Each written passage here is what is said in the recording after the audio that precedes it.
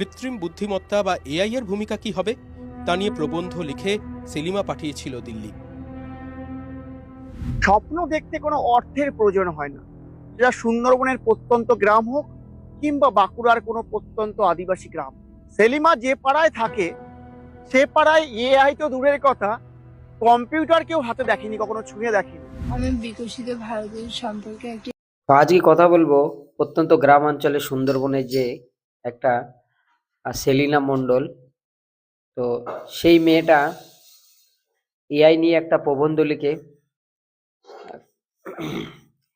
দিল্লিতে চান্স পেয়েছে। লালকেল্লায় 15ই আগস্টের দিন, আজকের দিনে স্বাধীনতা দিবসের দিন সে সেখানে যাবে এবং পুরস্কার ও সম্মান এবং সেটা গিয়ে শোনাবে মানুষকে। সে এআই নিয়ে একটা প্রবন্ধ লিখেছে যে কিনা ক্লাস 9-এ স্কুলে দিয়েছিল। সেখান থেকে অনলাইনের মাধ্যমে সে কিন্তু সেটা জমা করেছিল। সেখান থেকে সে সিলেক্ট হয়েছে। ও সিলেক্ট হওয়ার পরে তার তার প্রবন্ধটা অবশ্য অসাধারণ লেগেছে। ভালো লাগার পরে তাকে কিন্তু ডেকে পাঠানো হয়েছে। কিন্তু আমাদের দেশের সরকার, আমাদের দেশের সে মুসলিম হওয়ার কারণে তার মেধাটা কিন্তু তাকে যোগ্য অবশ্য তাকে সম্মান দেওয়া হয়নি বা তাকে সেটাকে ভুরুক্ষেপই করা হয়নি। আমরা দেখেছি এর আগেও সুন্দরবনের একটা মেয়ে গোল্ড মেডেল পেয়েছে, তারপরেও তাকে কিন্তু সে মুসলিম হওয়ার কারণে তাকে সম্মাননাও দেওয়া হয়নি, তাকে কিছু বলাও হয়নি সরকারের তরফ থেকে। তো এটা বলবো আমাদের দেশের মানুষের কাছে একটা খুবই লজ্জাজনক বিষয় এবং খারাপজনক বিষয় মানুষের মধ্যে ভেদাভেদ তৈরি করা। তো সেই মেয়ে আজকে প্রত্যন্ত টিনের চালের থেকে উঠে আসা একদম সম্পূর্ণ গরিব। সে জানে না তাদের বাড়িতে কম্পিউটার পৌঁছায়নি।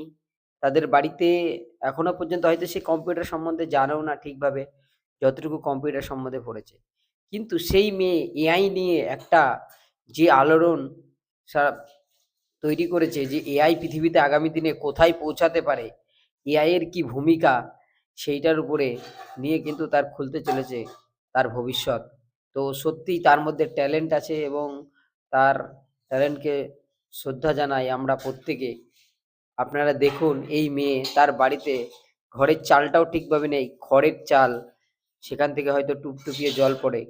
তার অদম্য ইচ্ছা এবং পরিশ্রম, যে সত্যিই তার বাড়ির পরিবারের লোকজন বলছে সেই মেয়ে অসাধারণভাবে সে পড়াশোনা করে রাত 2টো থেকে 5টা পর্যন্ত, ভোর রাত্রি জেগে জেগে পড়াশোনা করে।